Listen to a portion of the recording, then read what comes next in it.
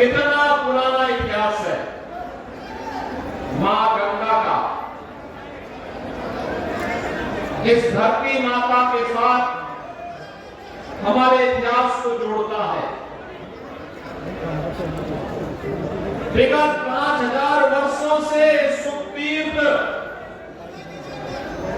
जिसे हम सुख काल के रूप में जानते हैं,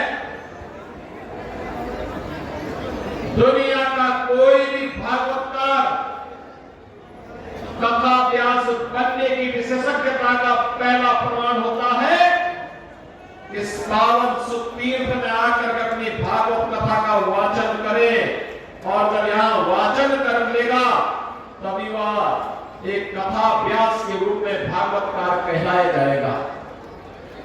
5000 वर्ष पहले महाराज परीक्षित को इसी पावन भूमि पर महाराज सुखदेव ने इस पावन कथा को सुनाया था।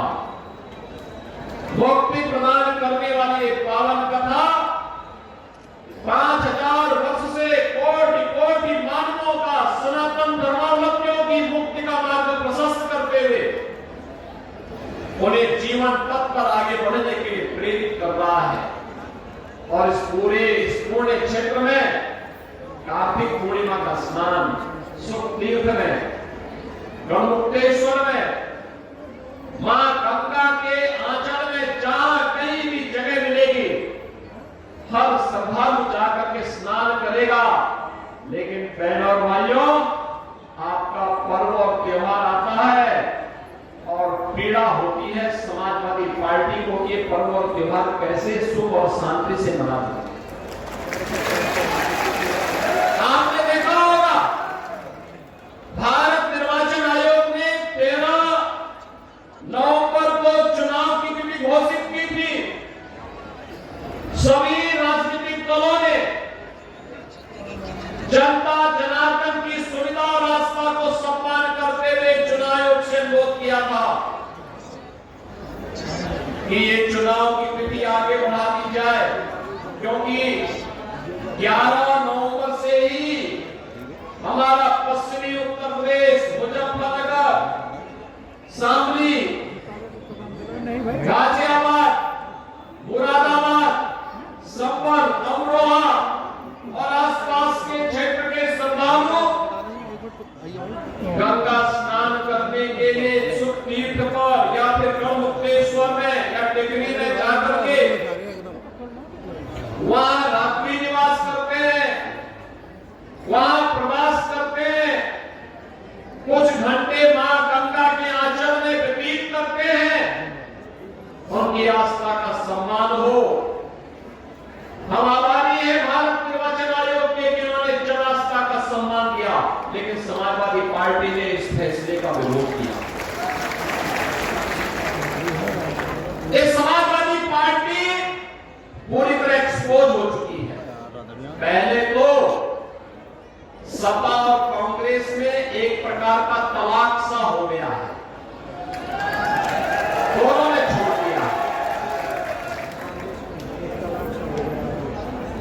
दोनों में फिर से वही खटपट शुरू हो गई है, क्योंकि लोकसभा चुनाव में इन्होंने आपके बीच में कहा था खटाखट खटाखट।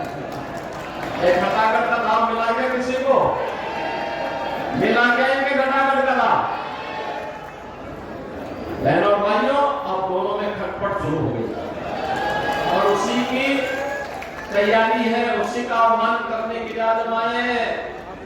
उन्होंने खटाखट के नाम पर आपको बहकाया, जनता जनार्दन को गुमराह किया, गलत मार्ग पर ले जाने का कुत्सित प्रयास किया।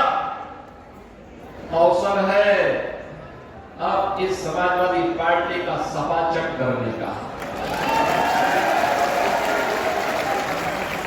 याद करिए, ये वही समाजवादी पार्टी है और इनके प्रत्याशी मुजफ्फरनगर दंगे का सरगना भी तो है। बहनों और भाइयों, हथियारों का जखीरा बरामद हुआ था और याद करिए तब समाजवादी की सरकार के मुखिया और आज के समाजवादी पार्टी के भी मुखिया उन दंगाइयों को अपने सरकारी आवास से बुला करके सम्मानित कर रहे थे। बहनों और भाइयों, आपने देखा होगा एक पश्चिमी उत्तर